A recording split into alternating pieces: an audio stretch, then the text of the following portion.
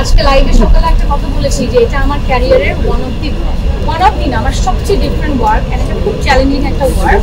যে আমরা নর্মালি আমাকে খুব রোম্যান্টিক ভাবে অনেক সুইট ওয়েতে আমাকে আসলে আমার দর্শক দেখেছে। সবসময় আমার দর্শকদেরকে আমি বলতে শিখেছি একটু ডিফারেন্ট ওয়েতে দেখতে চাই। আমার মনে হয় এর থেকে ডিফারেন্ট কিছু আমি জানি না দেখাতে পারবো কিনা, বাট আমি চেষ্টা করছি। এটা আমার এই 1 বছরের ক্যারিয়ারেই প্রথম, জাস্ট বিকজ অফ পয়জন নিয়ে আমি, আমার টিম এবং আমার দর্শক এতটা মানে এক্সাইটেড ছিল, তাদের এত এক্সাইটমেন্ট আমি দেখেছি। একটা আর্টিস্ট এবং একটা ডিরেক্টরের অন স্ক্রিন কেমিস্ট্রিটা খুব দরকার। যে আমার ডিরেক্টর আমাকে এটা বোঝাচ্ছে যে এই ক্যারেক্টারে আমি তোমাকে এইভাবে দেখতে চাই, সেটা বলার সাথে সাথে যখন আমি বুঝে যাই that is the main thing. মানে দাদা যখন আমাকে বলে ঈশা আমি তোমার এই ক্যারেক্টারটা কিভাবে চাই, সেটা সামহাও আমি বুঝে ফেলি। So this is called chemistry. তো আমার কাছে মনে হয় দাদার সাথে আমার এত ভালো ভালো কাজ হয়েছে, অ্যান্ড দাদা আমাকে এত সুন্দর করে প্রেজেন্ট করেছে সঞ্জয় দা। সো ওয়াই নট আরো বড় কিছুতে আমরা একসাথে আপনাদের সামনে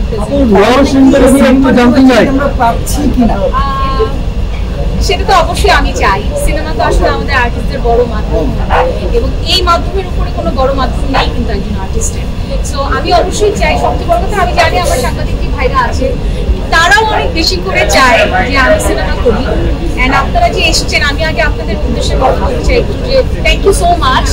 আমার ওয়েব ফিল্মের প্রিমিয়ার হচ্ছে আর আপনারা এতগুলো মানুষ এখানে এসেছেন, মানে I feel so honour, I am feeling so respect. So ওই জায়গা থেকে thank you so much. And আপনারা যেটা চান, আমার দর্শক যেটা চাই বড় সিনেমা, সেটা ইনশাআল্লাহ ভেরি ভেরি সুন আমি আপনাদের সামনে প্রেজেন্ট করতে পারবো। সেটাই তো টুইস্ট।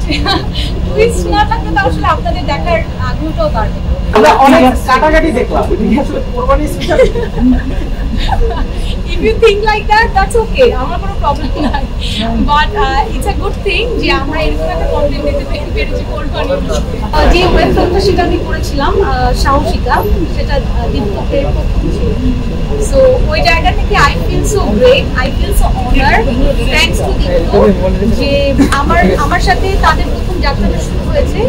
এবং আমার এখন মনে হচ্ছে আমি দীপকের সাথে যখন বসি, আমি তখন কয়েকটা গল্প নিয়ে কথা বলেছি।